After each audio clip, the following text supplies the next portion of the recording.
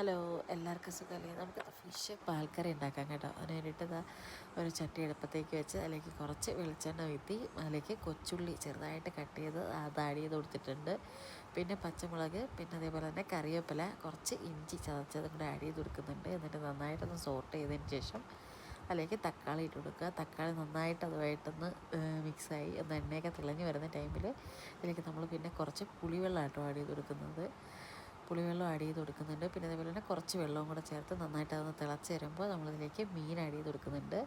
ഞാനിവിടെ സീബ്രീമായിട്ടോ എടുത്തിരിക്കുന്നത്. സീബ്രീം ഇട്ട് നന്നായിട്ടൊന്ന് ഇളക്കി അത് നന്നായിട്ട് പുളിവെള്ളത്തിൽ കിടന്ന് മിക്സായി വന്നതിന് ശേഷം മാത്രം തേങ്ങയുടെ രണ്ടാം പാൽ ആഡ് ചെയ്ത് കൊടുക്കുക. എന്നിട്ട് ഉപ്പൊക്കെ ഒന്ന് നോക്കിയിട്ട് ഒന്ന് അടച്ച് വെച്ച് നന്നായിട്ടൊന്ന് കുക്ക് ചെയ്യുക. കുക്ക് ചെയ്ത് അതിൻ്റെ എണ്ണയൊക്കെ ഒന്ന് തെളിഞ്ഞ് വരുന്ന ടൈമിൽ നമ്മൾ തേങ്ങയുടെ ഒന്നാം പാൽ ആഡ് ചെയ്ത് അതും ഒന്ന് തിളച്ച് വരുമ്പോൾ അടച്ച് വെച്ച് ജസ്റ്റ് ഒന്ന് തീ ഓഫ് ചെയ്ത് കുറച്ച് കഴിയുമ്പോഴത്തേക്കും സംഭവം സൂപ്പർ ടേസ്റ്റാട്ടോ.